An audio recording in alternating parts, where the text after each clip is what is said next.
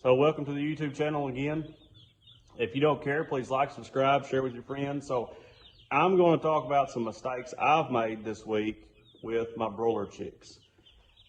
Huge mistakes, and mistakes that I haven't made before, and we lost a bunch of broiler chicks, and I've never had bad luck like that before with baby chicks. They've all usually survived and no issues, and this year, major issues.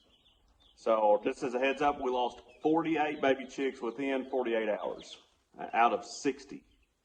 So yeah, that's a lot, and that's a super high mortality rate, and I finally figured it out.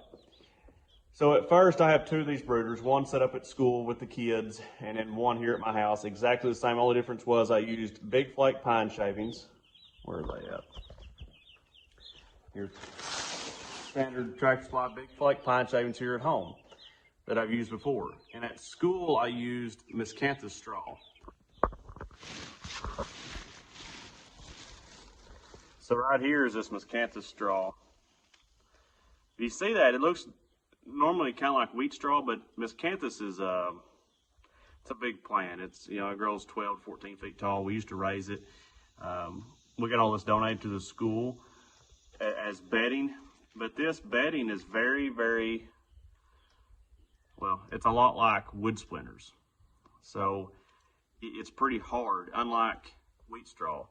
Very sharp. It would get underneath your fingernails. I use it for bedding on a few different things. But when I came to school that day and I saw all the chicks dead, I was really concerning because I've never had issues like that before. So I started trying to go through the process to figure out what had happened. And from what I thought, and I did an autopsy on several of the chicks, they had that miscanthus straw in their crop. And some of them were punctured. So I thought, well, it has to be the straw. Well, I get home that next day, and I've got a bunch dead here at home. And so the straw was different. Yes, maybe a few chicks died from the straw, but it had to be something else. And I figured out what that was, that I had both here at home and at school, and that was this right here. Okay? I put this in their water, 1 ounce per 1 gallon, just as the back says. Now, I was recommended to use this, and I use this on my chickens, use it on my sheep, use it on cattle, use it on pigs, and I always thought that was better because you're adding in vitamins, electrolytes. I mean, you have vitamin A, vitamin D, E, B12, niacin, and just a bunch of other good things. Stuff that comes highly recommended. However, if you really look into it, it's about 42% salts. And I had that in the water here at home and at school. And I lost 48 chicks. I just had 2 more die today. And I'm positive that is what happened. At the high school, because I teach at junior high, at the high school we have another set of 30 birds. And I haven't lost a single one of them. They're on rice hulls bedding. They're about 80 degrees in the center of the coop or somewhere around in there. And they just have pure water. So midday, that would have been Friday, we swapped to pure water. And I rescued, I guess it'd be 10. We rescued 10 of the chicks so far that are still living because we swapped to pure water. And I mean, they're doing great now. I went and picked up more at Tractor Supply and Orscheln's. These are from Tractor Supply in Paragould, and a few of the other ones I already had that survived. The survivors and the Tractor Supply birds are in here. The ones I have at school, I took some there from Orscheln's because they were bigger. They're at least a week old, so I really didn't think I could mix them because those bigger chicks would bully the younger chicks.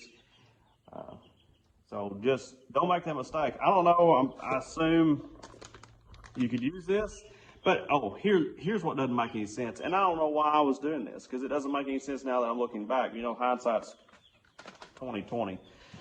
Let's roll over here to the feed pan. So I'm feeding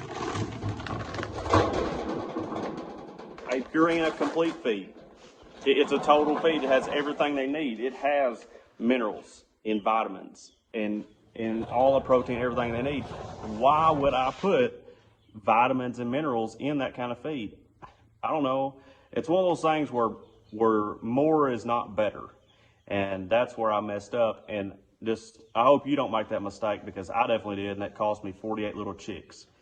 And that really stinks. And I had to go buy some more, and now we're kind of behind.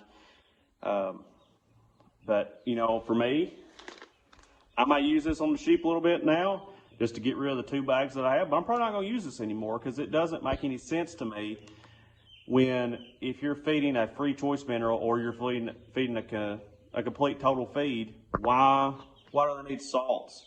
You know, if you're putting this in their water, now you can mix this in feed if you want to blend your own feed, but it makes 0 sense. You need to have cool, fresh water every day that's pure water and not salty. I don't know why it didn't click with me that was a bad idea.